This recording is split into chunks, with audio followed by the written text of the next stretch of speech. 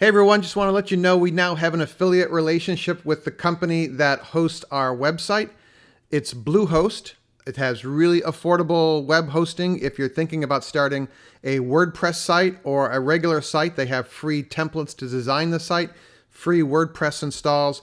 You can create multiple websites on your one account. You can have a ton of email addresses on your one account.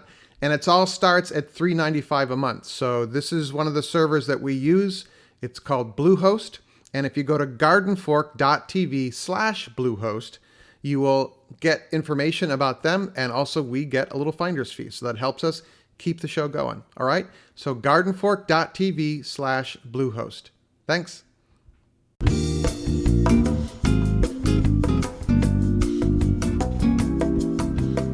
Hey everyone, welcome to Garden Fork Radio. You're here with Eric and my friend Rich G. Hey man. Hey, how's it going, Eric? It's great. It's what day is this? Wednesday. Wednesday, hump day. I haven't had a lot of caffeine yet, so here we go. Absolutely. I start out my day with some leaf tea. I've started to get into leaf tea, so it's kind of fun to start out the morning with that. So it's a loose leaf tea instead of tea that's in a little bag?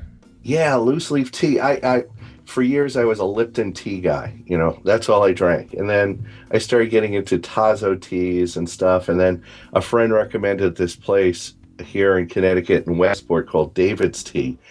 And it was like there were like 100 teas. And they have these servers that you could smell them and they could give you taste.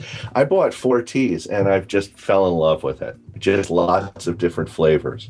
There's one of those in Park Slope, Brooklyn, and I was kind of stunned that a tea store would open up just that sells loose leaf tea, considering the rent they have to pay.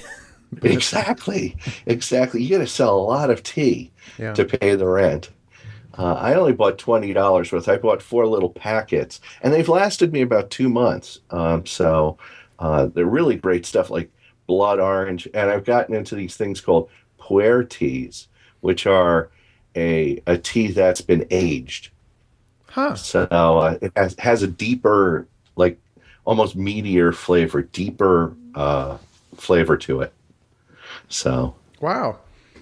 Well, everyone, this is the secret to getting on Garden Fork Radio. You email Eric with a 1.5-page list of things that you can talk about, okay?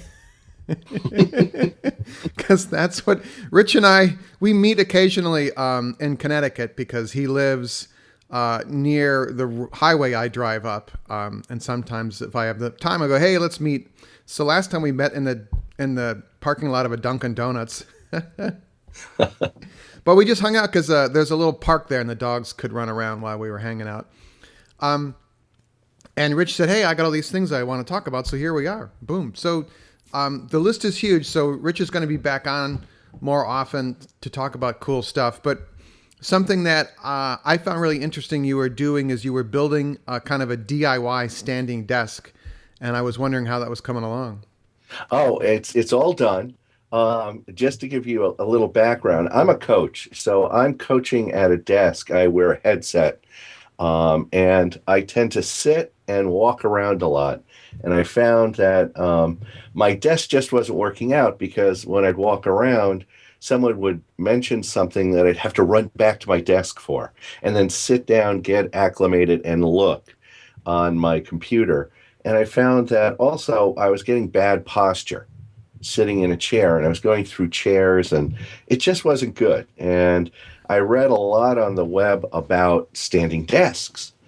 And I come from a background years and years ago, all through college, I was in retail. So you're on your feet 8 hours a day. It never bothered me. Yeah. And I also today do workshops where I'm training groups and talking to groups for 8 hours a day. So standing doesn't really bother me. A lot of people out there might be afraid of standing, but it's good to try it. So what I did was I immediately went onto Amazon and some furniture sites and found standing desks are really, really, really expensive. Yes. They run $1,500 to $3,000. And they're magnificent desks. They're motorized and they're beautiful. But even the cheapest desk was very bare basement kind of look, was about $900 or $1,000. And I just didn't want to spend that much on something that I might not be using in a year or two. Yep. So I looked around and I found this great site. It's called IKEA Hacks. Yes. And you know the world famous store IKEA. There are people that take IKEA furniture and they turn it into other items. And there was a whole section on standing desks. And so I did a lot of research and I ran into this one site that where they took a number of different products and they put them together. It was fairly inexpensive. The first thing they start out with is what they call the Calex bookshelf. It's a low bookshelf that you would probably put a TV on that has squares, 8 squares. Uh-huh. And it was like $69, and it's made out of fiberboard and solid wood. So I picked that up. It was in birch, and then they have these uh, uh, supports for kitchens, for kitchen counters. So they lean outward. So I bought 6 of those, connected that to a kitchen countertop. They're butcher block countertop. Yes, I bought a couple of those. Yeah, they're the best. They're really well made. And they're only about $129. Isn't that amazing? Yeah. Yes, solid wood. It's just beautiful. And then I got casters so I can move the desk around if I want. I put it all together with a shelf for my monitor in the back. But it literally took my son, who's 13, and I about 2 hours to put together with a drill and some wrenches. And it wasn't rocket science. It was pretty simple. Everything worked. I've been working on it now for two months, and I'm never looking back at a sitting desk. Cool. The first thing is you don't have to like reach for things. You know, it's kind of like you just step to your left or step to your right, and you're there. And you can keep a lot less. And the great thing about Calex, which the thing again only costs about $69, you could buy drawers for it. So I put 4 drawers in the other day, and I have everything off my desk now is in drawers. And I also have other spaces for books. And again, it moves around, and I don't need a chair.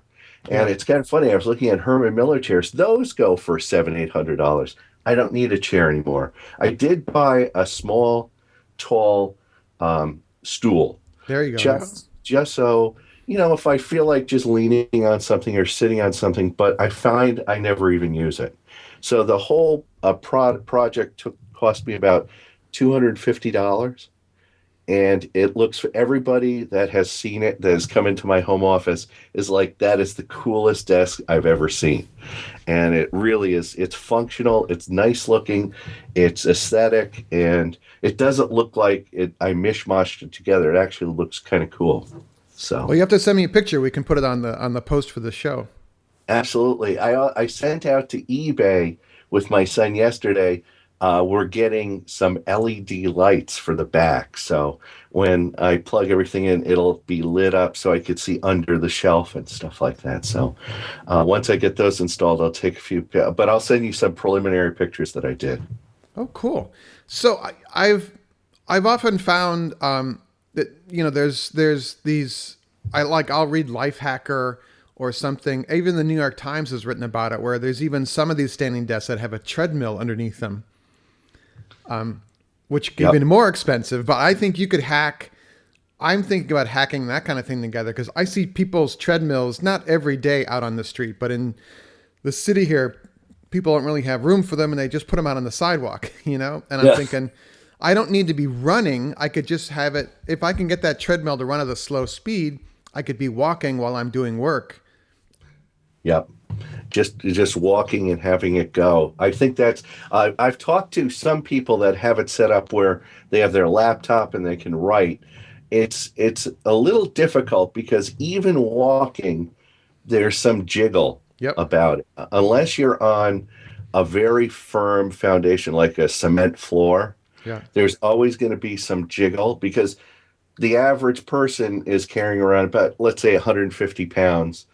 they're walking. That's a lot of weight that's Yeah. moving back and forth. So I know treadmills do compensate, but I think it's a great idea because it's the next evolution of the standing desk is the moving desk.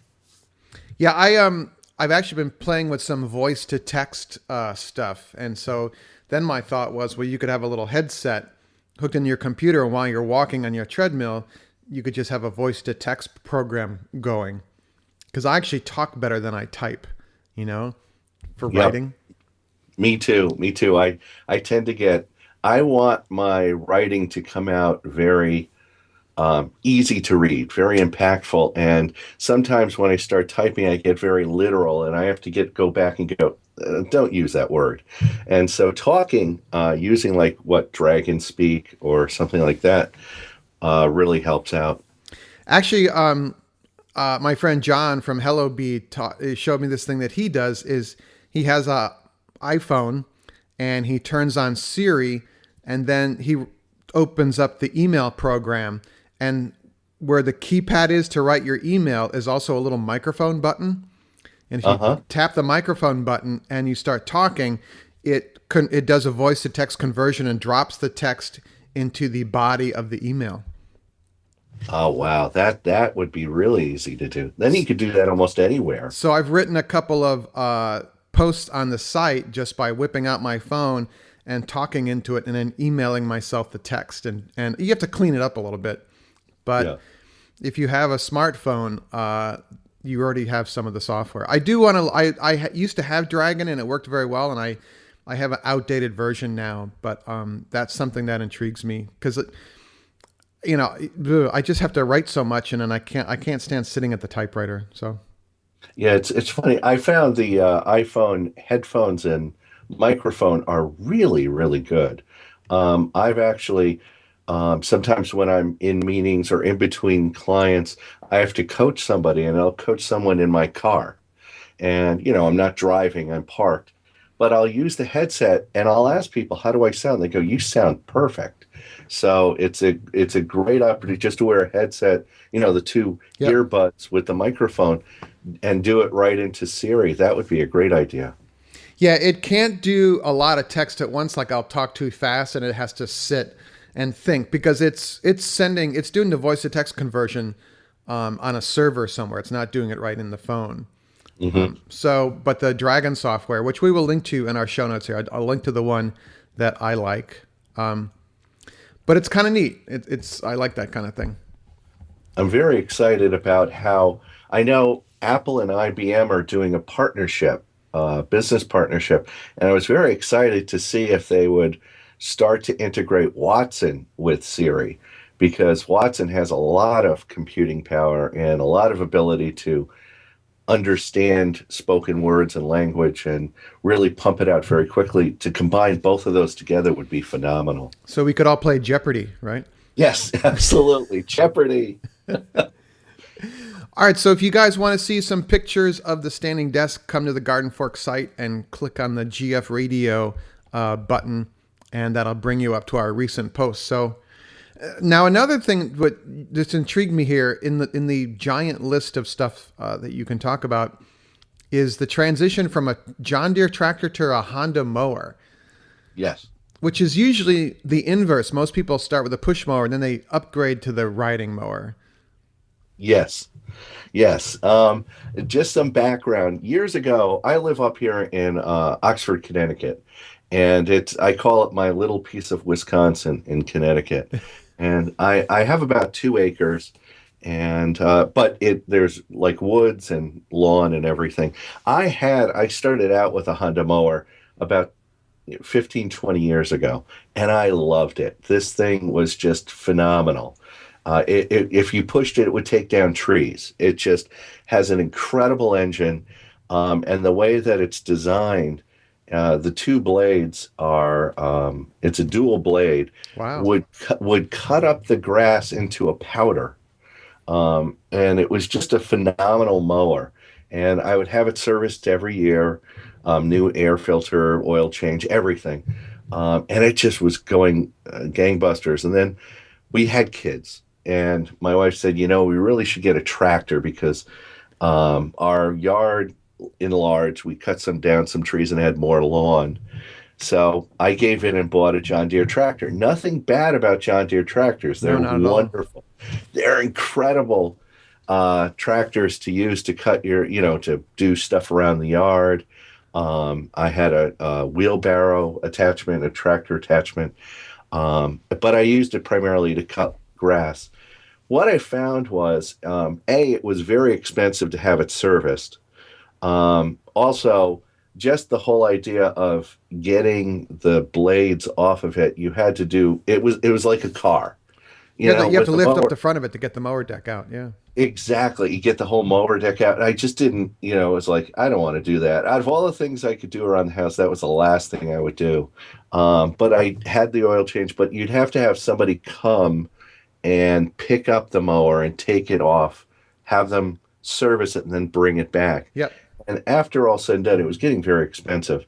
And we had the mower for about 18 years.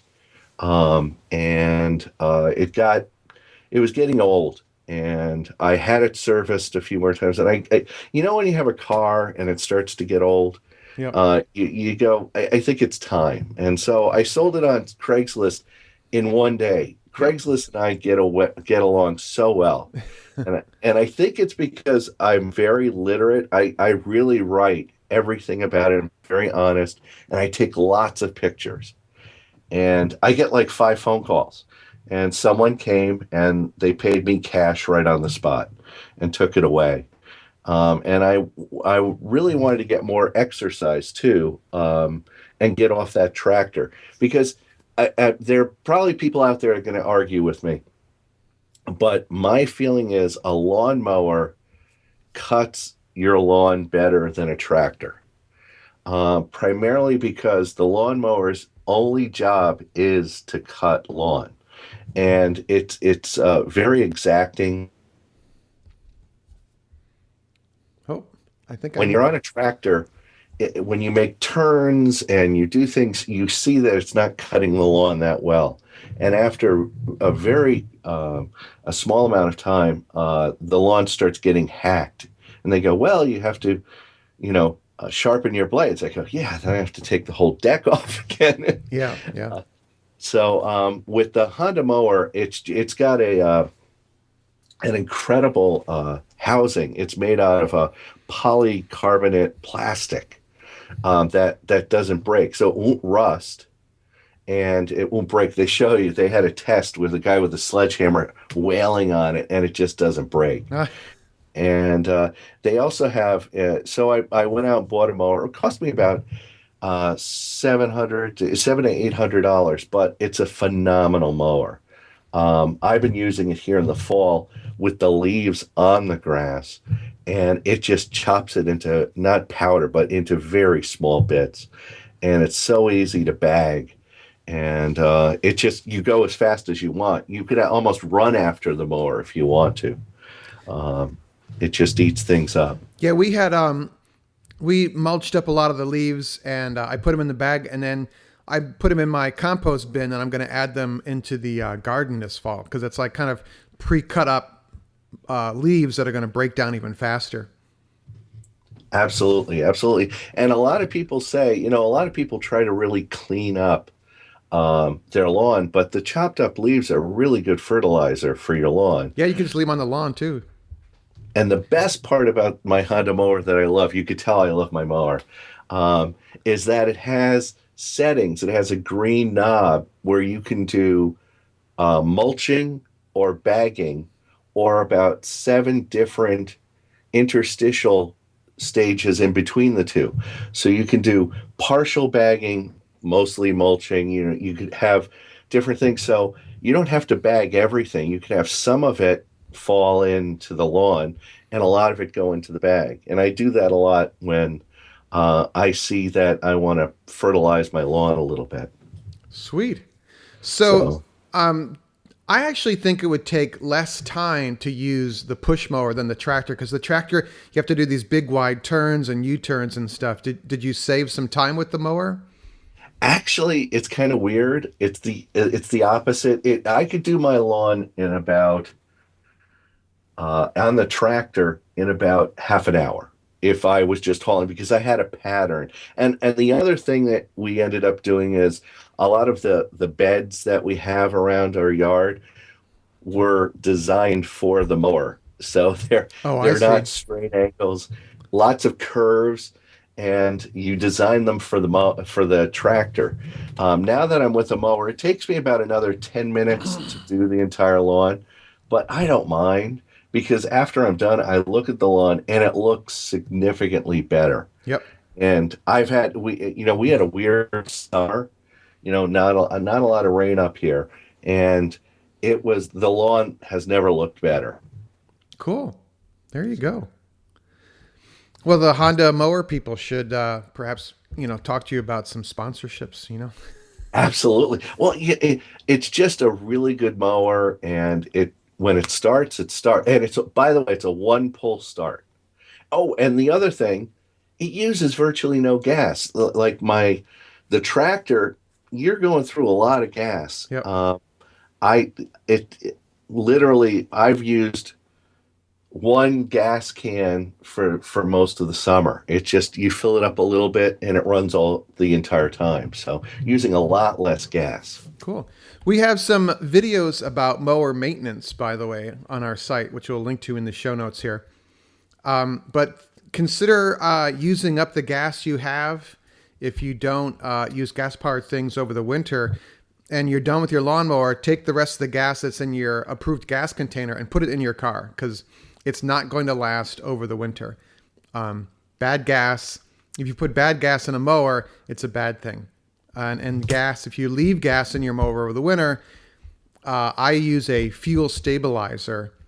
And so the gas stays in the mower and literally it starts up on the second pull the next spring. So, Yeah, I had that problem with our generator where I did not know about stable for your gas tank, and we tried to start up our generator, it wouldn't start up, and we had to take it to a repairman, and the entire inside, the carburetor and everything was like molasses. yep. It's the ethanol, which is a sugar, isn't it? Or so it turned into like a molasses. He had to put it in a parts cleaner overnight and clean everything out. And he said, "Don't do that again." Yeah. By the way, for your chainsaw and small engines, you can buy ethanol-free gas at hardware stores. It actually comes in looks like big metal oil cans. And if you don't run your chainsaw a lot or things like that, or your string trimmer, you can buy this gas with a oil mixture already. And it's much cleaner than the gas you're going to get out of gas pump at the gas station. As far as clean, meaning it doesn't have the ethanol, your carburetor will last longer, that kind of thing. Oh, that's wonderful. Yeah, but gas stabilizer, I actually, whenever I have a 5-gallon plastic gas can, the red, and it's got the special spring-loaded spout, so it doesn't spill as much. But as soon as I fill that up at the gas station, I bring it home and I add the stabilizer right away so I don't forget. And you can run stabilizer in your gas year-round. It actually helps the gas in the summer as well. So I think it's 2.5 ounces per 5 gallons, but there's a little measuring cup on the gas stabilizer container. So just drop it in. Yeah, it's interesting. Talking about those gas cans, I have a number of gas cans I can't even use because the spout is like a combination lock to try and open it. Yeah. And there's some that you have to hold open while you're pouring it, and you end up spilling gas all over yourself. I understand the reason why, but it's a little frustrating that they've gotten so complicated. Yeah, I actually have one. It's a spring-loaded one, and it works well. But I can see that some of them don't work well. What they're trying to eliminate is a lot of spilled gas into the environment. And it might not sound like a lot, but when you add it up, that every house has a couple gas cans, and you spill gas on a regular basis, it becomes an issue there. So, Yeah. all right, so the last thing that we were going to talk about from the giant list, because Rick and I were talking about time management skills and prioritization, which I'm getting better at. I'm going to build myself a whiteboard actually to write stuff down as well. But this is actually kind of your one of your specialties of coaching people is getting them to be better at this kind of thing. Absolutely. Yeah. By the way, I suffer from it too. We all do. I always say in life, we're on a spectrum from one end to the other. And there are people that are really good time managers, and there are people that are really bad at it. But most people are not at the extreme ends. We're somewhere in the middle. And I also say, like with spouses, um, you're either a hoarder or you're somebody that throws stuff away, Yeah. and that's the argument all the time. Some people are hoarders, some people throw things away. I'm in But transition to throwing away. So there you go, there you go. Well, it's funny. I talk about like some people are savers and spenders, all different things, and some people the one thing my wife and I are starting to get into is that we're not liking movies anymore than each other. It's like, no, I don't want to see that. No, no, no. So uh-oh. I'm off. I'm off on my iPad now, watching my own movies. But we stay in the same room, so that's a good thing. So uh, anyway, time management. Time management is incredible. If it's very simple. The complex part is sticking to it. The first few days, the first few weeks, it's really tough. But after a while, you start to see why people do it and why it works so well. Because I've been doing it now for about 7 years, and I have a very complex calendar as a coach because I work with lots of clients. I do lots of meetings, and my calendar is my lifeblood. So I have to manage my time perfectly on it. But what's great is if I get a phone call from someone or an email from somebody that I coached 6 years ago, I could type their name into my calendar and go, oh, yeah, we talked back in 2007. And they're like, oh, my God, how did you know that? And it's because I've managed my time, I've managed my calendar very effectively. But managing time is the first thing I talk to people about is if you manage your time well, you're really paying attention and understanding that other people's time is important too. Bad time managers are usually late to meetings.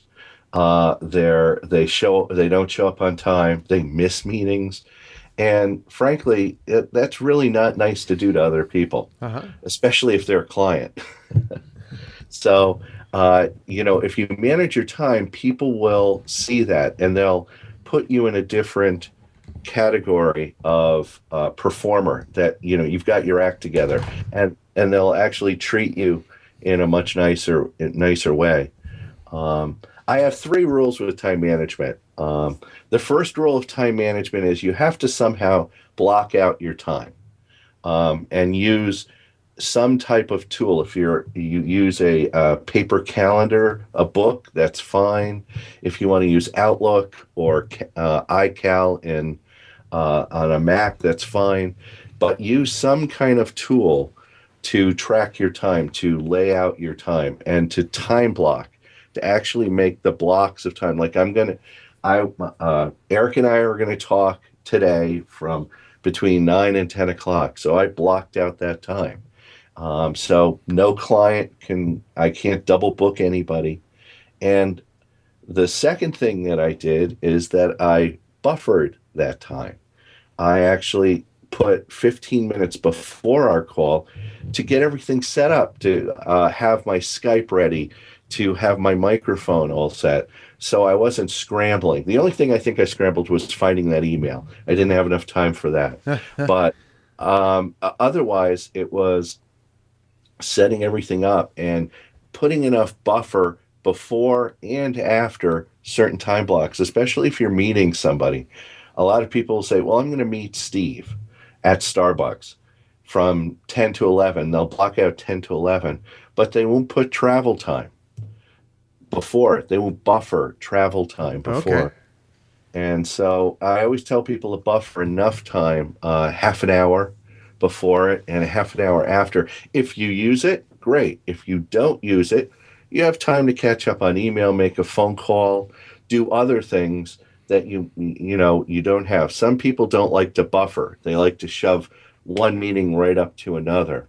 And it's frustrating. And I learned in corporate, I worked for a number of companies that had different buildings that I had to put buffer in there because if one meeting started at 9, the next one at 10, I wouldn't make the next meeting because I'd have to run to another building. Right.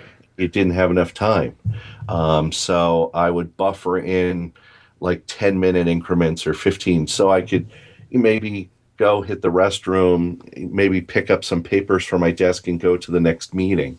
Um, I found that buffering really worked out well. And the third rule about time management or to managing your time is being very honest about your time. A lot of people go, "Oh, it'll only take me 10 minutes to get there." Well, in a perfect world with no cars on the highway, you can get there in 10 minutes. You really need to be honest about setting up your time blocks once you do it, because if you're honest about it, I'm always early to meetings. I'm always the first one there. And what's great about it is I get to sit down and I get to catch up on email. And so when the person comes in, I'm already sitting there. And what's great is it really communicates that I care about this meeting. I cherish your time and I do care about you. That's why I'm here. And people notice today because a lot of people come late to things. People notice when you're early and they're impressed by it. Wow. Yeah, you were early to this one. You were early to the Dunkin' Donuts meeting. Well, I try. I try. There are times when I hate it when I'm late. I think it's a personality defect. I just hate it. I'm the guy that shows up at the airport 3 hours ahead of my flight, uh, just because I feel more comfortable sitting at the gate reading a book, knowing there's the plane, Yeah. and I just have to walk right on the plane, rather than sitting in the car in traffic on I-95 trying to make my way to LaGuardia, Yeah, good screaming. good luck with that. Yeah. It took me an hour to get over the Whitestone Bridge on Sunday night. So, Oh my goodness. yeah. That's just phenomenal. Well, they're doing some construction, and they've never really. It turns into a set of spaghetti strands after the Whitestone Bridge into all these different areas, Yeah. and they're very thin highways. It's not well thought out. And Uh, if you get on the wrong highway, in the Midwest, you're like, oh, I'll just get off at the next exit and turn around. No, yeah, yeah. you might be able to get off, but whether you can get back on again is another story. One of the things we did, my family and I traveled out to Wisconsin over the summer to take my son out to college. We actually did the park ride fly overnight. A lot of airports have that. The hotels have it where you stay the night before and you can leave your car at the hotel. Yes. And it's wonderful. It's just phenomenal because they'll just shuttle you right to the airport, which is right across the street, and then they'll pick you up and bring you back. You don't have to worry about paying exorbitant fees for parking at the airport, and you get to wake up because our flight left at 6 in the morning, so we just literally got up at around 4, got dressed, caught the shuttle right across the street. We were there, and it was like no worries. It's really nice. Yeah, especially LaGuardia Airport, you never know when the security line just goes down the hallway, at 5 in the Yes. morning. It's crazy. Now people are having all this pre TSA and stuff like that. I'm looking into it. I don't travel that much, but it's very interesting. Yeah. But I wanted to go back to the time management thing. Like yesterday, I had a meeting at noon in another neighborhood, and I got done editing, and I was like, okay, I have a half hour here before I have to leave.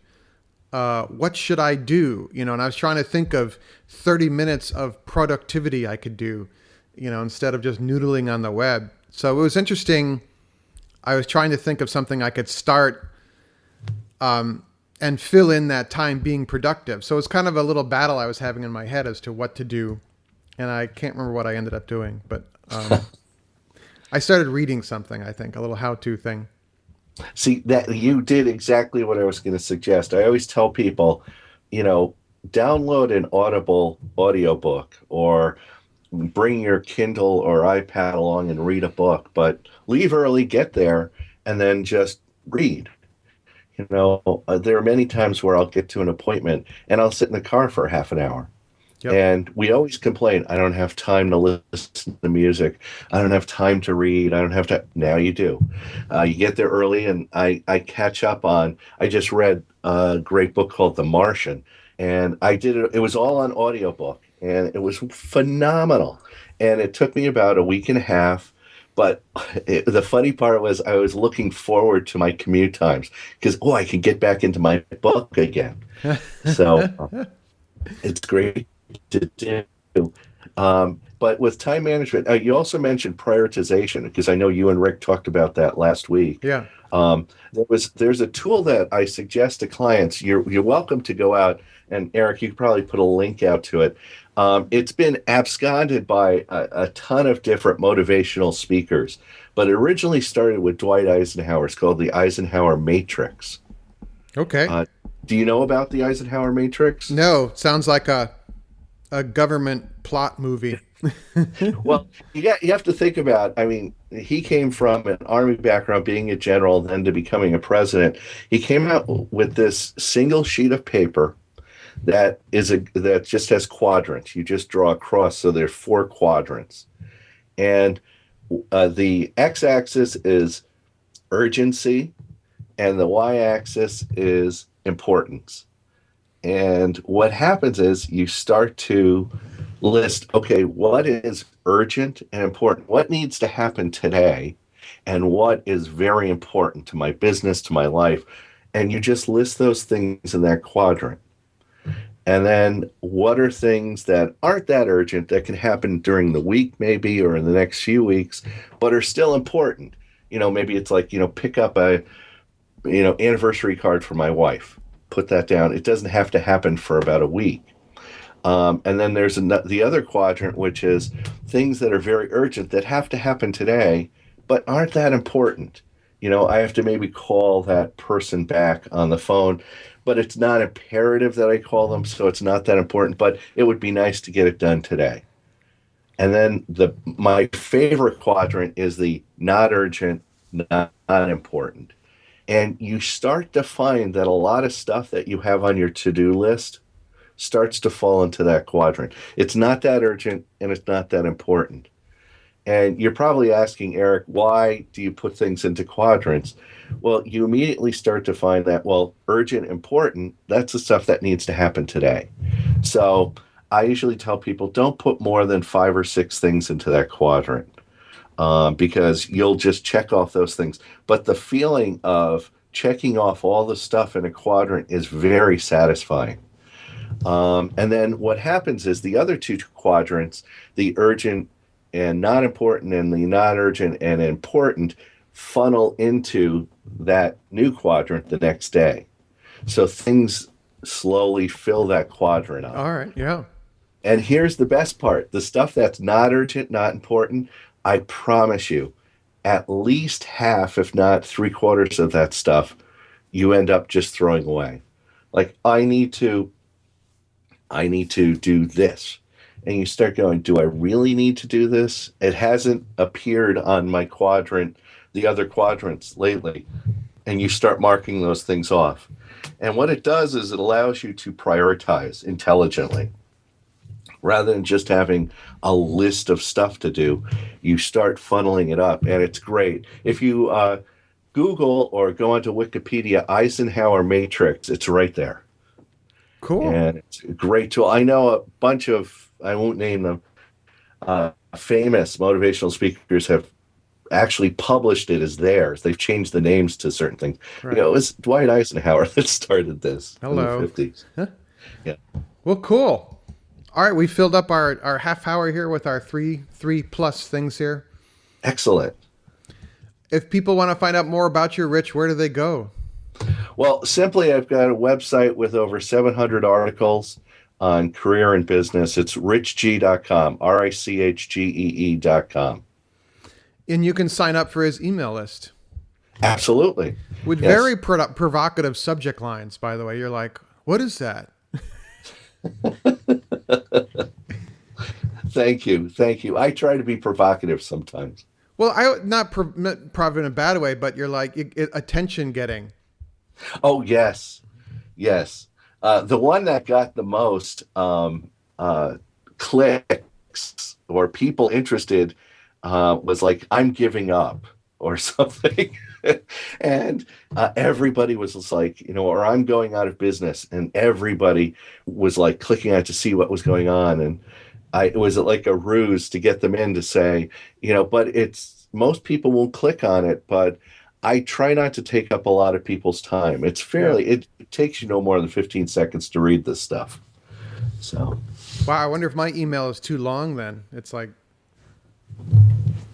I don't know. I don't know. Well, it's all according to the topic and stuff. I'm trying to capture busy business people. yeah. And yeah, the stuff that you have, I just could eat it every day. Just watch your videos and do the stuff every day. I just love it. We have new videos coming out later today. Actually, I have to go up on a roof right now and do some tuck pointing with a buddy of mine. So we might shoot some video of that actually. So. Excellent. I'll look forward to it. Yeah, tuck pointing is not the funnest thing in the world, but if the mortar's falling out of your bricks, you gotta go do it. It's no fun.